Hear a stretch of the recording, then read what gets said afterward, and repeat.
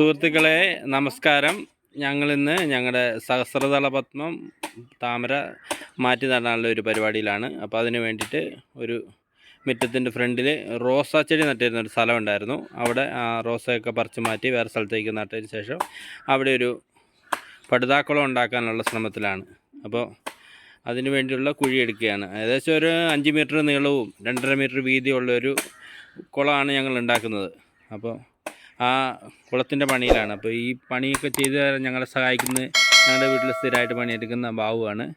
ബാബു എല്ലാ പണികളും ഞങ്ങൾ എന്ത് പണികൾ പറഞ്ഞാലും അവനെ സഹായിക്കും. അതിനെയൊക്കെ ചെയ്യാനൊരു പ്രത്യേക നേക്കും മരുങ്ങൊക്കെ ഉണ്ട്. അതുകൊണ്ടാണ് അവനെ ഞങ്ങൾ കൂട്ടുന്നത്. അപ്പോൾ അതിൻ്റെ പണി ഏകദേശം ഇത്രയൊക്കെ ആയിട്ടുണ്ട്. ഇനി കുഴിച്ചുകൊണ്ടിരിക്കുകയാണ്. ഏകദേശം ഒരു 1-1.5 ദിവസത്തെ പണി വരും ഇതിൻ്റെ കുഴിക്കൽ തന്നെ. ഈ രീതിയിലൊക്കെയാണ് ഈ കുളത്തിന് മണ്ണിട്ട് പിടിപ്പിക്കുന്നത്.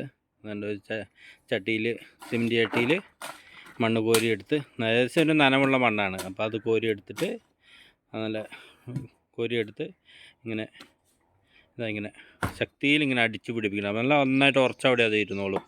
അങ്ങനെ ആണ് ഇത് പിടിപ്പിക്കുന്നത്. അത് അങ്ങനെയൊക്കെ പിടിപ്പിക്കാൻ അവനെക്കൊണ്ട് മാത്രമേ സാധിക്കുകയുള്ളൂ കേട്ടോ. ഞങ്ങളൊന്നും ശ്രമിച്ചിട്ടൊന്നും അങ്ങനെയൊന്നും പറ്റുന്നില്ല കണ്ടോ. അതിനൊരു പ്രത്യേക കഴിവ് അതിനൊക്കെ. ഏതായാലും അത്ര നല്ല ഒരാളെ ഞങ്ങൾക്ക് കിട്ടിയ ഞങ്ങളുടെ ഒരു ഭാഗ്യം കേട്ടോ. കൈ ഉപയോഗിച്ച് കണ്ടോ ഇങ്ങനെ വൃത്തിയായിട്ട് കണ്ടോ ഇതിങ്ങനെ മണ്ണിങ്ങനെ ഒട്ടിച്ച് പിടിപ്പിക്കുന്നത് കണ്ടോ. അതിനൊരു പ്രത്യേക കഴിവ് തന്നെ വേണം കേട്ടോ. ഇങ്ങനെ വൃത്തിയായിട്ട് ഇങ്ങനെ പിടിപ്പിക്കാൻ കണ്ടോ. എന്ത് നീറ്റായിട്ടാണ് പുള്ളി ചെയ്യുന്നതെന്ന് നോക്കി കണ്ടോ. കണ്ടോ ഇങ്ങനെ ആ സൈഡിൽ നിന്ന് കോരി പിടിപ്പിച്ച് മണ്ണ് കെട്ടി മണ്ണിങ്ങനെ കോരി പിടിപ്പിച്ച് നല്ല വൃത്തിയാക്കി എടുക്കുക. അതൊന്ന് കാണിച്ചു തരാൻ വേണ്ടി ഇപ്പോൾ ഇത് ഈ ഭാഗം കാണിക്കുന്നത്. ഇത് ഞാൻ കൈകൊണ്ട് പിടിപ്പിക്കുന്ന ആ രീതി കണ്ടോ. എന്ത് വൃത്തിയായിട്ടാണ് പുള്ളി ചെയ്യുന്നത്. കാലുകൊണ്ട് ചവിട്ടി നല്ല ടൈറ്റായിട്ട് കുളത്തിൻ്റെ വശങ്ങൾ ചെയ്യുന്നതാണ്. അതിനുശേഷം ഒരു മരത്തിൻ്റെ കമ്പ് ഒരു ചെറിയ പല കഷ്ണത്തിൻ്റെ ഒരു കഷ്ണം എടുത്തിട്ട് നല്ല സ്റ്റൈലായിട്ട് അടിച്ചു പിടിപ്പിക്കുന്ന രീതിയാണ് ഈ കാണുന്നത്. കണ്ടോ എന്ത് വൃത്തിയായിട്ടാണ് ഈ ബാബു ചെയ്യുന്നത് നിങ്ങൾ കാണുന്നുണ്ടോ. ഉണ്ടോ എന്ത് ഭംഗിയായിട്ടാണ് ചെയ്യുന്നതെന്ന്. അപ്പം ഞങ്ങളുടെ പടുതാക്കുളത്തിൻ്റെ പണി ഏകദേശം ഒരു പകുതി ഭാഗം കഴിഞ്ഞു. അപ്പോൾ അതാ ബാബു രാവിലെ വന്നു. ഇന്നലെ തീർന്നല്ല പണി. അപ്പോൾ ബാബു രാവിലെ വന്നു. അവൻ നല്ല ഉഷാറായിട്ട് പണിയെടുക്കാൻ തുടങ്ങിയിട്ടുണ്ട്.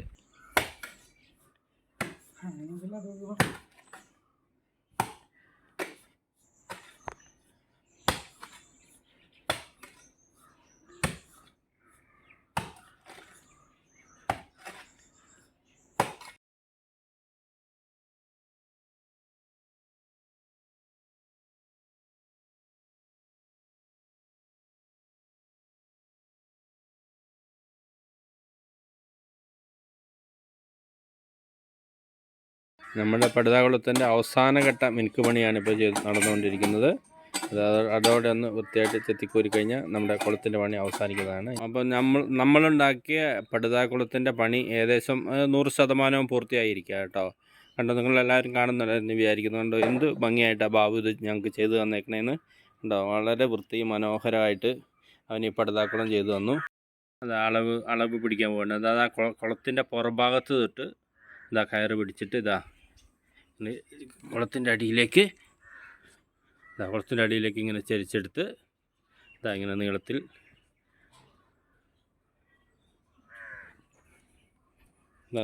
ഇങ്ങനെ നടന്നുകൊണ്ട് വന്ന് ഇതുണ്ടോ നീളത്തിൽ നടന്നുകൊണ്ട് വന്ന് ഇങ്ങനെ നടന്നുകൊണ്ട് വന്ന് നോക്കിയതാ മുകളിലേക്ക് ഇങ്ങനെ കയറ്റി ഇത്രയാണ് കുളത്തിൻ്റെ ഷീറ്റ് മേടിക്കുന്നതിൻ്റെ നീളത്തിൻ്റെ അളവ്. അപ്പോൾ ഈ അളവ് എത്രയുണ്ടെന്ന് മീറ്ററിലോ അടിയിലോ അളന്ന് നോക്കിയിട്ട് ആ വലിപ്പത്തിലുള്ള നീളം പിന്നെ വീതി എത്രയാണെന്ന് ഞങ്ങൾ കാണിച്ചു തരാം.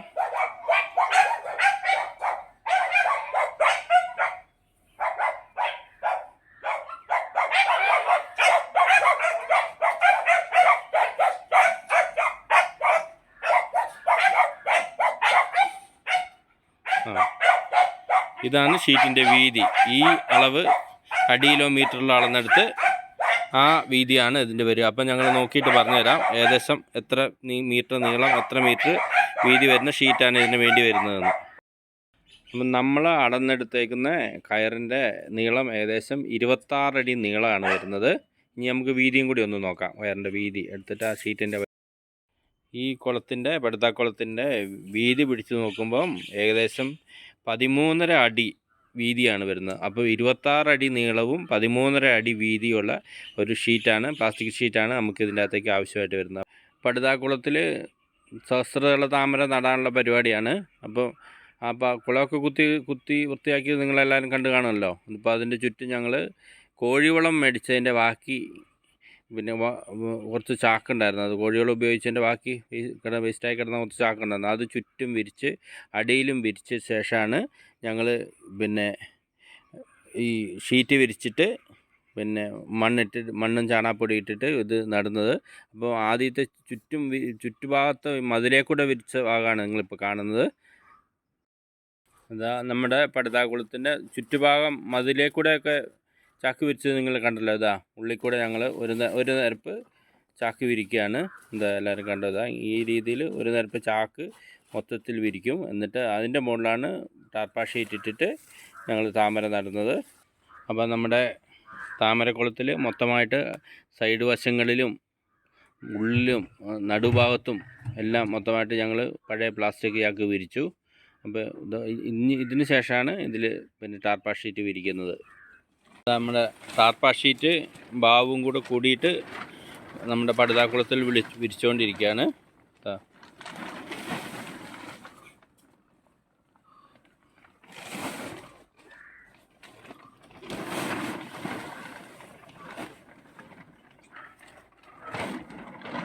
അപ്പം നമ്മുടെ കുളത്തിൽ ഷീറ്റ് വിരിച്ച് കഴിഞ്ഞു.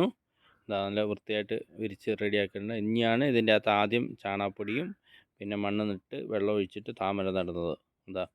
നമ്മൾ വൃത്തിയായിട്ട് ഒരു വലിയ ഷീറ്റ് മേടിച്ച്, ഒരു ടാർപ്പാ ഷീറ്റ് മേടിച്ച് നമ്മുടെ ഈ പടുതാക്കുളത്തിൽ ആദ്യത്തെ സ്റ്റെപ്പായി ഏകദേശം ഒരു 3-4 ഇഞ്ച് കനത്തിൽ ഇതിൻ്റെ അകത്ത് നല്ല പൊടിച്ചാണാൻ, ഒട്ടും ജലാംശമില്ലാത്ത പൊടിച്ചാണാൻ നിരത്തി കഴിഞ്ഞു.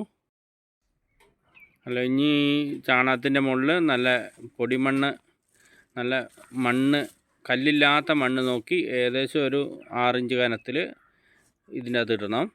മണ്ണിടാൻ തുടങ്ങിയിട്ടുണ്ട്.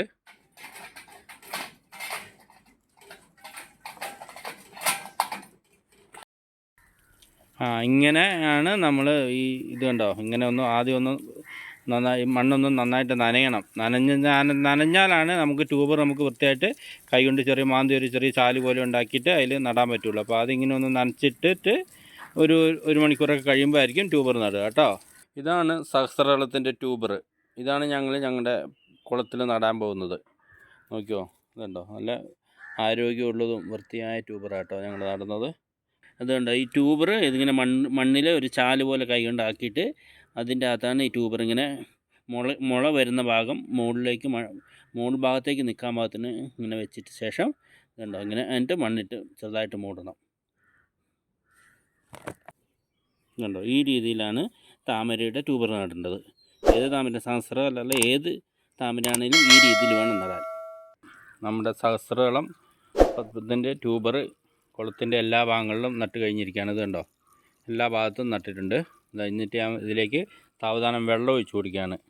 അതായത് വെള്ളം ഒഴിക്കുന്ന രീതി കണ്ടോ നിങ്ങൾ എല്ലാവരും കണ്ടോ. ഇതുണ്ടോ, ഒരു ചാക്ക് വെച്ചിട്ട് അതിലേക്ക് സാവധാനം ഇതുണ്ടോ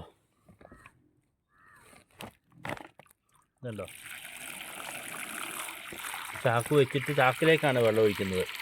ഇങ്ങനെ ഒഴിക്കുന്നത് കൊണ്ട് ചെളി കലങ്ങിയിട്ട് ചെളിയായിട്ട് പിന്നെ വെള്ളം കലങ്ങില്ല, നല്ല തെളിഞ്ഞ വെള്ളമായിരിക്കും എപ്പോഴും.